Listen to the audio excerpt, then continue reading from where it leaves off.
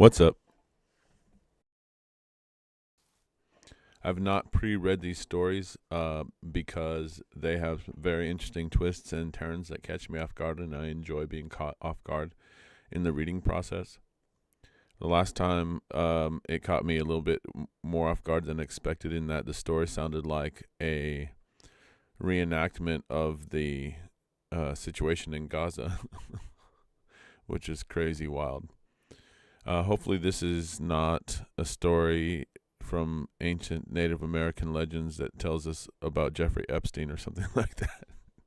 So here we go. It was a clear summer day. The blue sky dropped low over the edge of the green, level land. A large yellow sun hung directly overhead. The singing of the birds filled the summer space between earth and sky with sweet music. Again and again sang a yellow-breasted birdie. Coda ni Dakota, he insisted upon it. Coda ni Dakota, which was friend, you're a Dakota, friend, you're a Dakota. Perchance the birdie meant the avenger with the magic arrow, for there across the plain he strode. He was handsome in his paint and feathers, proud with his great buckskin quiver on his back and a long bow in his hand. Afar to an eastern camp of cone-shaped teepees he was going. There over the Indian village hovered a large red eagle, threatening the safety of the people. Every morning rose this terrible red bird out of a high chalk bluff, and spreading out his gigantic wings, soared slowly over the round campground.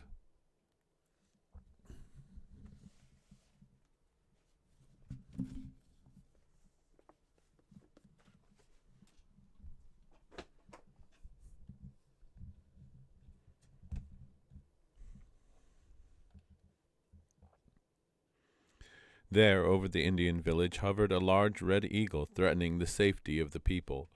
Every morning rose this terrible red bird out of a high chalk bluff, and spreading out his gigantic wings, soared slowly over the round campground.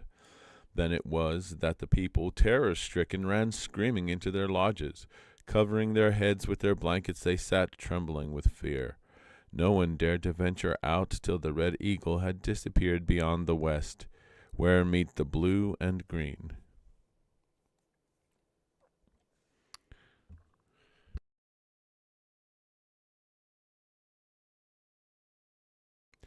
In vain tried the chieftain of the tribe to find among his warriors a powerful marksman who could send a death arrow to the man-hungry bird. At last, to urge his men to their utmost skill, he bade his crier proclaim a new reward. Of the chieftain's 2 beautiful daughters, he would have his choice who brought the dreaded red eagle with an arrow in its breast. Of the chieftain's 2 beautiful daughters, he would have his choice who brought the dreaded red eagle with an arrow in its breast. Upon hearing these words, the men of the village, both young and old, both heroes and cowards, trimmed new arrows for the contest. At gray dawn there stood, indistinct under the shadow of the bluff, many human figures, silent as ghosts, and wrapped in robes girdled tight about their waists. They waited with chosen bow and arrow.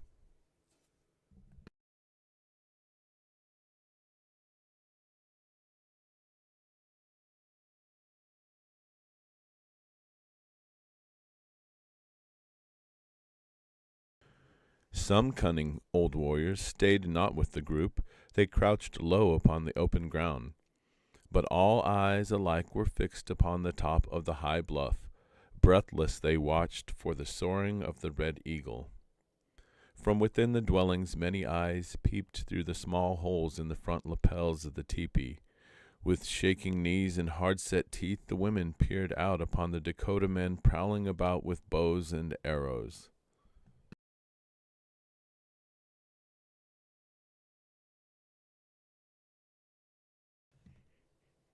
At length, when the morning sun also peeped over the eastern horizon at the armed Dakotas, the red eagle walked out upon the edge of the cliff. Pluming his gorgeous feathers, he ruffled his neck and flapped his strong wings together. Then he dived into the air. Slowly he winged his way over the round campground, over the men with their strong bows and arrows. In an instant the long bows were bent. Strong, straight arrows with red feathered tips sped upward to the blue sky.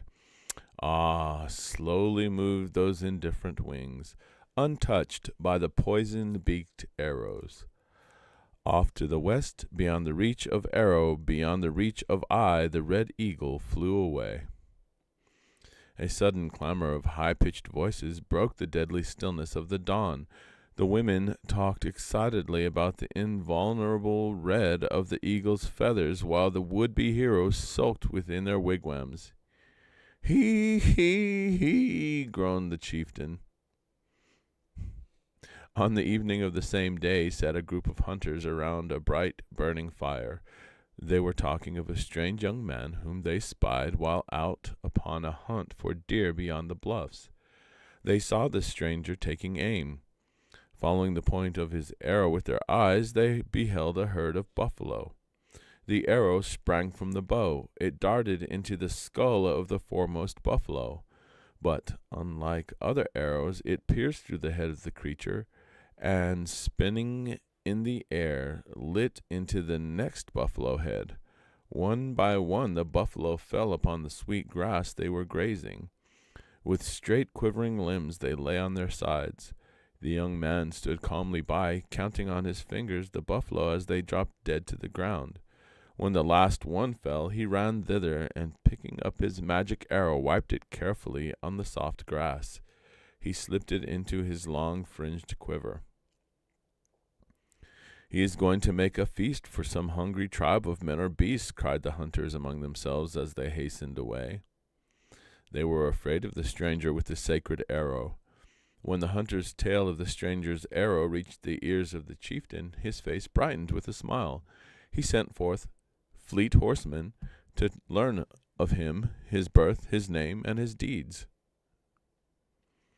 If he is the avenger with a magic arrow sprung up from the earth out of a clot of buffalo blood, bid him come hither. Let him kill the red eagle with his magic arrow. Let him win for himself one of my beautiful daughters. He had said to his messengers, for the old story of the badger's manson was known all over the level lands. After 4 days and nights the braves returned. "He is coming," they said. "We have seen him. He is straight and tall, handsome in face, with large black eyes. He paints his round cheeks with bright red, and wears the penciled lines of red over his temples, like our men of honored rank. He carries on his back a long fringed quiver in which he keeps his magic arrow. His bow is long and strong. He is coming now to kill the big red eagle." All around the campground, from mouth to ear, passed those words of the returned messengers. Now it chanced that immortal Iktomi, fully recovered from the brown-burned spots, overheard the people talking. At once he was filled with a new desire. "If only I had the magic arrow, I would kill the red eagle and win the chieftain's daughter for a wife," said he in his heart. Now it chanced that immortal Iktomi, fully recovered from the brown-burned spots, overheard the people talking. At once he was filled with a new desire. "If only I had the magic arrow, I would kill the red eagle and win the chieftain's daughter for a wife," said he in his heart. Back to his lonely wigwam he hastened. Beneath the tree in front of his tepee, he sat up on the ground with chin between his drawn-up knees. His keen eyes scanned the wide plain. He was watching for the avenger. "He is coming," said the people, muttered old Iktomi. "He is coming," said the people, muttered old Iktomi. All of a sudden he raised an open palm to his brow and peered afar into the west. The summer sun hung bright in the middle of a cloudless sky. There, across the green prairie, was a man walking bareheaded toward the east. "Ha, ha, 'tis he, the man with the magic arrow," laughed Iktomi, and when the bird with the yellow breast sang loud again, "Koda ni Koda, friend, you're a Dakota," Iktomi put his hand over his mouth as he threw his head far backward, laughing at both the bird and man. "He is your friend, but his arrow will kill one of your kind. He is a Dakota, but soon he'll grow into the bark on this tree. Ha ha ha," he laughed again. The young avenger walked with swaying strides nearer and nearer toward the lonely wigwam and tree. Iktomi heard the swish, swish of the stranger's feet through the tall grass. He was passing now beyond the tree when Iktomi, springing to his feet, called out, how, my friend? I see you are dressed in handsome deerskins and have red paint on your cheeks.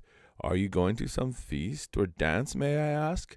Seeing the young man only smiled, Iktomi went on, "I have not had a mouthful of food this day. Have pity on me, young brave, and shoot yonder bird for me." With these words, Iktomi pointed toward the treetop where sat a bird on the highest branch. The young avenger, always ready to help those in distress, sent an arrow upward, and the bird fell. In the next branch it was caught between the forked prongs. "My friend, climb the tree and get the bird. I cannot climb so high. I would get dizzy and fall," pleaded Iktomi. The avenger began to scale the tree when Iktomi cried to him, "My friend, your beaded buckskins may be torn by the branches. Leave them safe upon the grass till you are down again." "You are right," replied the young man, quickly slipping off his long fringed quiver. Together with his dangling pouches and tinkling ornaments, he placed it on the ground. Now he climbed the tree unhindered. Soon from the top he took the bird. "My friend, toss to me your arrow that I may have the honor of wiping it clean on soft deerskin," exclaimed Iktomi. "How?" said the brave, and threw the bird and arrow to the ground. At once Iktomi seized the arrow. Rubbing it first on the grass and then on a piece of deerskin, he muttered indistinct words all the while. The young man, stepping downward from limb to limb, hearing the low muttering, said, "Iktomi, I cannot hear what you say." "Oh, my friend, I was only talking of your big heart." Again, stooping over the arrow, Iktomi continued his repetition of charm words. grow fast to the bark of the tree," he whispered. Still the young man moved slowly downward. Suddenly dropping the arrow and standing erect, Iktomi said aloud, "Grow fast to the bark of the tree." Before the brave could leap from the tree, he became tight grown to the bark. "Aha!" laughed the bad Iktomi. "I have the magic arrow. I have the beaded buckskins of the great avenger." Hooting and dancing beneath the tree, he said, "I shall kill the red eagle. I shall wed the chieftain's beautiful daughter." "Oh, Iktomi, set me free," begged the tree-bound Dakota brave. But Iktomi's ears were like the fungus on a tree. He did not hear with them. Wearing the handsome buckskins and carrying proudly the magic arrow in his right hand, he started off eastward. Imitating the swaying strides of the avenger, he walked away with a face turned slightly skyward. "Oh, set me free. I am glued to the tree like its own bark. Cut me loose," moaned the prisoner. A young woman carrying on her strong back a bundle of tightly bound willow sticks, passed nearby the lonely tepee. She heard the wailing man's voice. She paused to listen to the sad words. Looking around, she saw nowhere a human creature. "It may be a spirit," thought she. "Oh, cut me loose, set me free. Iktomi has played me false. He has made me bark of this tree," cried the voice again. The young woman dropped her pack of firewood to the ground. With her stone axe she hurried to the tree. There, before her astonished eyes, clung a young brave close to the tree. Too shy for words, yet too kind-hearted to leave the stranger tree-bound, she cut loose the whole bark. Like an open jacket, she drew it to the ground. With it came the young man also. Free once more, he started away. Looking backward, a few paces from the young woman, he waved his hand upward and downward before her face. This was a sign of gratitude used when words failed to interpret strong emotion.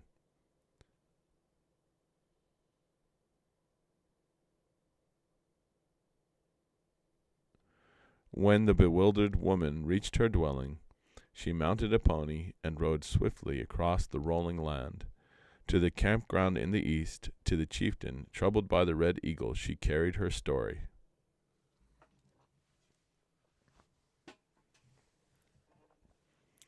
I guess I got to continue with shooting of the red eagle.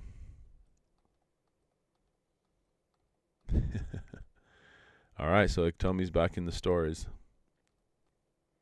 Up to no good. He just double-crossed the poor avenger. A man in buckskins sat upon the top of a little hillock. Shooting of the red eagle. A man in buckskins sat upon the top of a little hillock. The setting sun shone bright upon a strong bow in his hand. His face was turned toward the round campground at the foot of the hill. He had walked a long journey hither.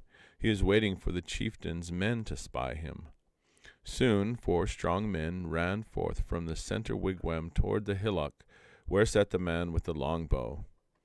"He is the avenger come to shoot the red eagle," cried the runners to each other as they bent forward, swinging their elbows together. They reached the side of the stranger, but he did not heed them. Proud and silent, he gazed upon the cone-shaped wigwams beneath him. Spreading a handsomely decorated buffalo robe before the man, 2 of the warriors lifted him by each shoulder and placed him gently on it. Then the 4 men took each a corner of the blanket and carried the stranger with long, proud steps toward the chieftain's tepee. Ready to greet the stranger, the tall chieftain stood at the entranceway. "How, you are the avenger and the magic arrow," said he, extending to him a smooth, soft hand. "How, great chieftain," replied the man, holding long the chieftain's hand.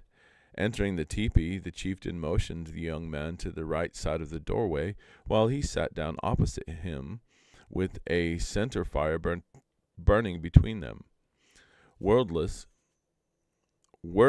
like a bashful Indian maid, the avenger ate in silence the food set before him on the ground in front of his crossed shins. When he had finished his meal, he handed the empty bowl to the chieftain's wife, saying, "Mother-in-law, here's your dish." "And my son," answered the woman, taking the bowl. With the magic arrow in his quiver, the stranger felt not in the least too presuming in addressing the woman as his mother-in-law. Complaining of fatigue, he covered his face with his blanket, and soon, within the chieftain's tepee, he lay fast asleep. "The young man is not handsome after all," whispered the woman in her husband's ear. "But after he has killed the red eagle, he will seem handsome enough," answered the chieftain. That night the star men, in their burial procession in the sky, reached the low northern horizon, before the center fires within the teepees had flickered out. The ringing laughter which had floated up through the smoke lapels was now hushed, and only the distant howling of wolves broke the quiet of the village. But the lull between midnight and dawn was short indeed. Very early the oval-shaped door flaps were thrust aside, and many brown faces peered out of the wigwams toward the top of the highest bluff. Now the sun rose up out of the east. The red-painted avenger stood ready within the campground for the flying of the red eagle. He appeared, that terrible bird. He hovered over the round village as if he could pounce down upon it and devour the whole tribe. When the first arrow shot up into the sky, the anxious watchers thrust a hand quickly over their half-uttered "Hinoo." The second and the third arrows flew upward, but missed by a wide space, the red eagle soaring with lazy indifference over the little man with the long bow.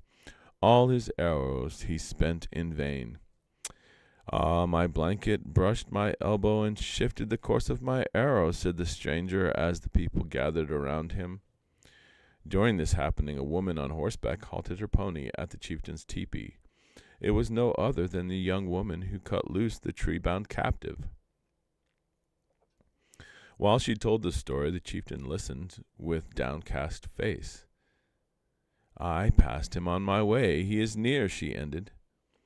Indignant at the bold impostor, the wrathful eyes of the chieftain snapped fire like red cinders in the night-time. His lips were closed. At length to the woman he said, "How you have done me a good deed." Then with quick decision he gave a command to a fleet horseman to meet the avenger. "Clothe him in these my best buckskins," said he, pointing to a bundle within the wigwam.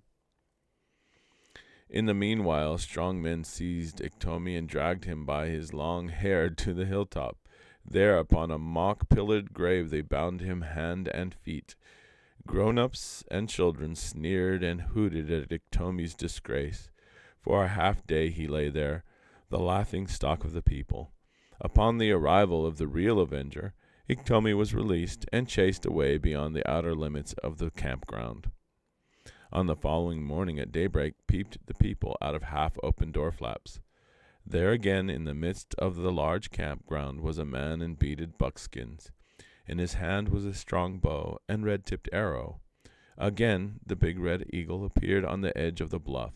He plumed his feathers and flapped his huge wings. The young man crouched low to the ground. He placed the arrow on the bow, drawing a poisoned flint for the eagle. The bird rose into the air. He moved his outspread wings 1, 2, 3 times, and lo, the eagle tumbled from the great height and fell heavily to the earth. An arrow stuck in his breast. He was dead. So quick was the hand of the avenger, so sure his sight, that no one had seen the arrow fly from his long, bent bow. In awe and amazement, the village was dumb. And when the avenger, plucking a red eagle feather, placed it in his black hair, a loud shout of the people went up to the sky. Then hither and thither ran singing men and women, making a great feast for the avenger. Thus he won the beautiful Indian princess, who never tired of telling her children the story of the big red eagle.